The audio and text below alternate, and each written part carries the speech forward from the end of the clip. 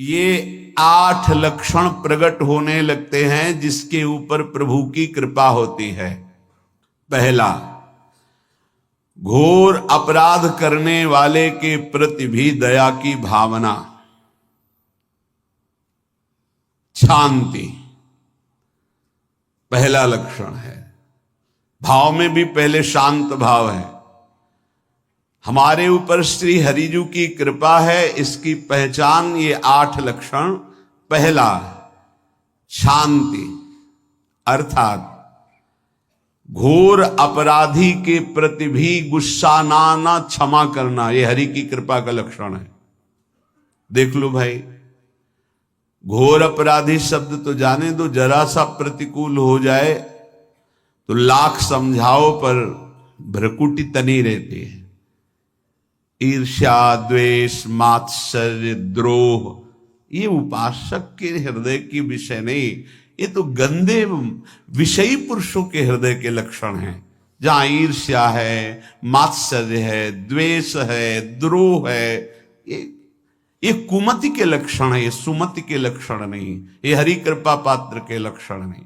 आपसे जो अपराध कर रहा है, द्रोह कर रहा है, आपका क्षमा बल ये हरि प्रसाद से होता है। शांति, क्षमा बल, शांति, सह गया, क्या करूं, सहना ही पड़ेगा क्योंकि भगवत मार्ग में वो ऐसा नहीं होता। शांति, बुरा ही नहीं लगा, हरि कृपा पात्र को बुरा ही नहीं लगा। उमा संत के यही बड़ाई, मंद करत जो करे भलाई, ये सीधा शांति की व्याख्या है। अपने यहां मंगल गान में, करत जे अनसहन निंदक तिनहु पे अनुग्रह कियो, यह है हरि कृपा, यह है आचार्य कृपा, गुरु कृपा। अपराधी पर भी क्षमा का भाव होना,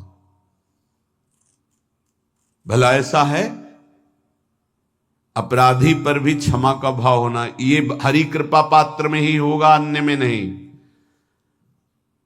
तो अगर अपने हृदय में ऐसा लगे कि ऐसा नहीं है तो हरिजू से प्रार्थना करनी चाहिए कि कृपा करो, मेरे में सामर्थ्य आवे।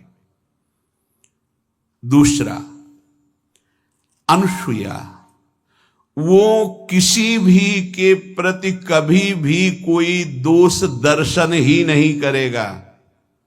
दोष कथन, दोष श्रवण की तो बात जाने दो।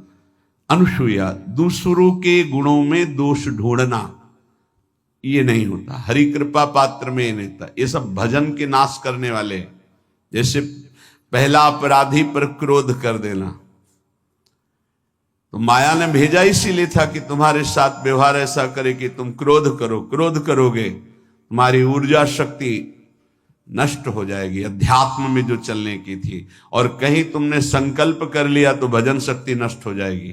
तो अगर भजन बल है तो गया, जरूर उसको दंड मिलेगा, पक्का मिलेगा, 100% मिलेगा, लेकिन आप खाली हो गए। ना भजन करने की वृत्ति रहेगी और ना भजन रहेगा, दोनों बात। अनुसूया, किसी के सद्गुणों में दोष देखना, गुणों में दोष ढूंढना, ये हरि कृपा पात्र में नहीं होता। ये बहुत मंगलमयी बातें हैं जिससे हमारा भजन मार्ग पुष्ट होता है। तीसरा, वो बाहर से और भीतर से पवित्र रहता है, हरि कृपा पात्र। शौचाचार का ज्ञान होना चाहिए, वस्त्र आपके पवित्र होने चाहिए, ये बाहरी जल रज आदि के द्वारा बाहरी पवित्रता, और निष्कपटता, निश्चलता, सत्य भाव, ये अंदर की पवित्रता है। अगर कपट है, छल है, असत्य है तो हृदय मलिन रहता है। भीतर और बाहर से पवित्र रहना, इसमें खास बात क्या है भीतर और बाहर से पवित्र रहने में? भीतर और बाहर से सदैव पवित्र कौन रह सकता है? तो बोले जो पुंडरीकाक्ष भगवान श्री हरि का, प्रियाजू का स्मरण करता रहता है, वो शवायाभ्यंतर शुचि, वो बाह्य और अभ्यंतर दोनों से पावन रहता है।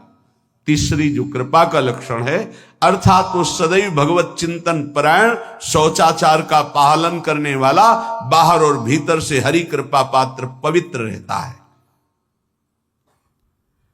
लघु शंका में जल पात्र में रखा जाता है, जनेंद्रिय को पवित्र किया जाता है, फिर हाथ रज से धो के, फिर कुल्ला करके, आचमन करके, पैर धोकर, ऐसे पवित्र आचरण, ऐसे पशुवत व्यवहार ठीक नहीं। कुछ लोग ऐसी गलती करते हैं कि जिसमें शौच हुआ जाता है उसी में बैठकर लघु शंका करते हैं, तो सारे वस्त्र, पूरा शरीर अपवित्र हो गया आपका। अब तो अटैच बाथरूम की व्यवस्था माया ने कर दी है। हमें लगता है कि शौचालय अलग होना चाहिए और स्नान गृह अलग होना चाहिए, थोड़ा ही चाहे भेद हो, अंतराय होना चाहिए। पवित्र